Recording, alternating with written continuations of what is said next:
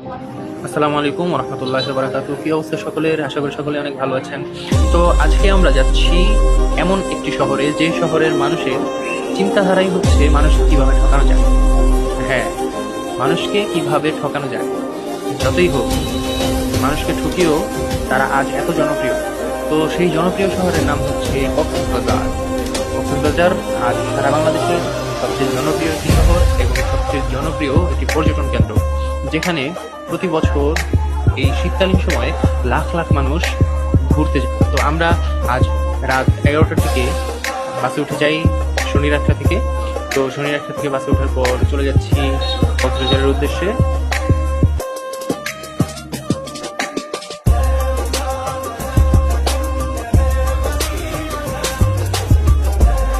তো প্রায় সকাল সকাল আমরা নেমে পড়লাম নাস্তা করার জন্য। বাস থেকে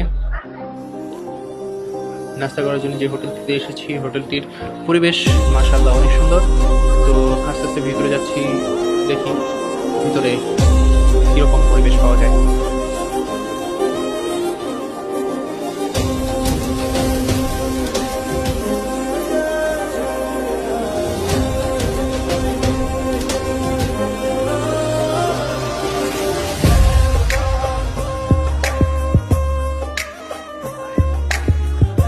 তো ভিতরে মোটামুটি ভালোই পরিবেশ।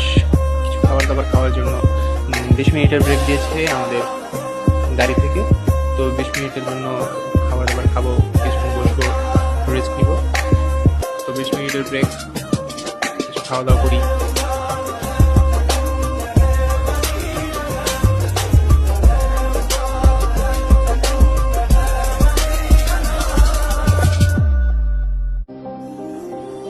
তো আমরা এক জায়গায় গিয়ে বসলাম, নাস্তা খেয়েছি হচ্ছে রুটি পরোটা আর ডাল ভাজির সাথে ছিল এই যে রাজিবুল্লাহ।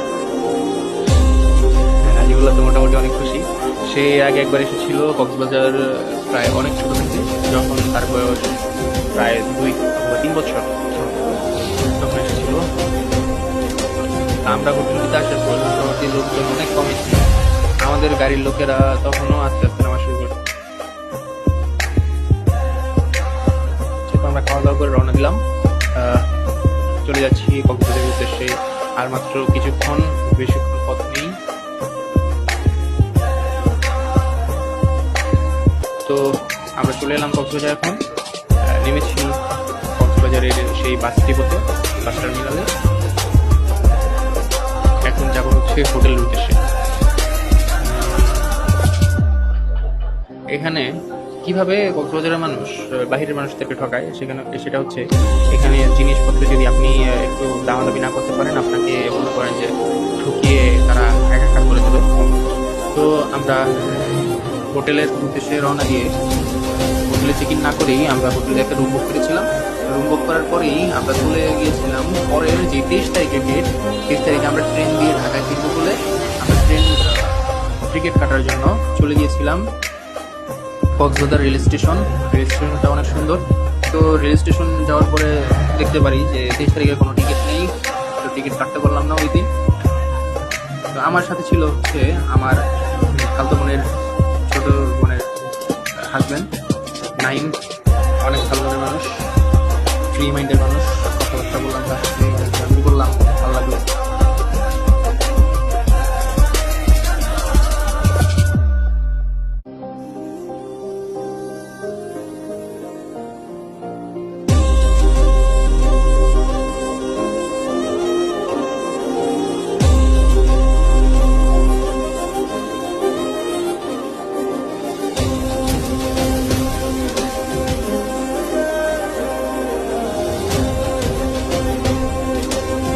তো শেষ পর্যন্ত আমরা হোটেলে আসলাম। হোটেলে আসার পরে চেক ইন করলাম। এখন হোটেলের বেলকনি থেকে ভিউটা দেখাচ্ছি, মোটামুটি ভালোই।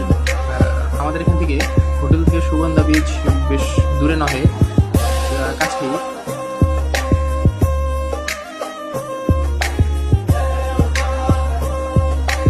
তো আমরা হোটেলে চেক ইন করার পরে কিছুক্ষণ থেকে বিকালের দিকে আমরা রওনা দিলাম হচ্ছে সুগন্ধা বিচে।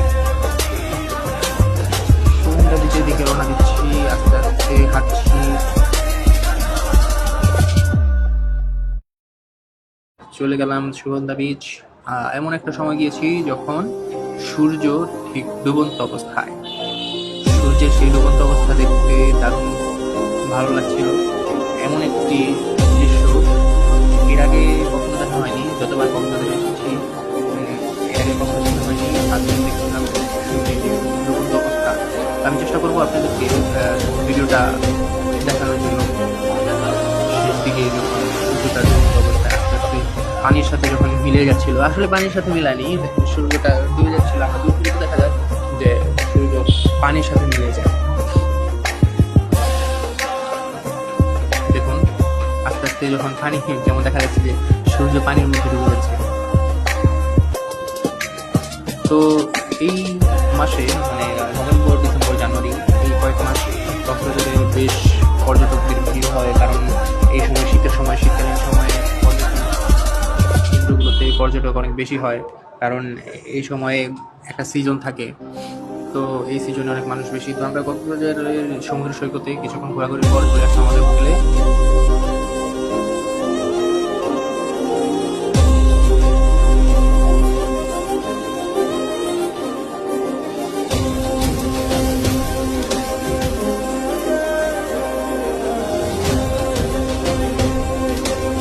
তো আমার সাথে আমি মেহমান নিয়ে আসছি, আমার ভাগ্নি আমার কোলে। এখন ভাগ্নি আর আমি আর আমার ছোট ভাই লিফট দিয়ে উঠতে যাচ্ছি আমাদের রুমে।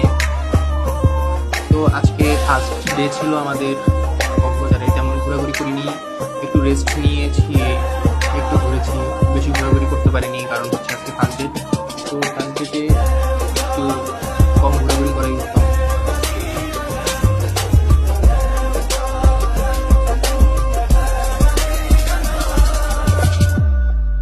তো দেখা হচ্ছে আবার আগামীকাল। আজকের জন্য এখানেই, আল্লাহ হাফেজ।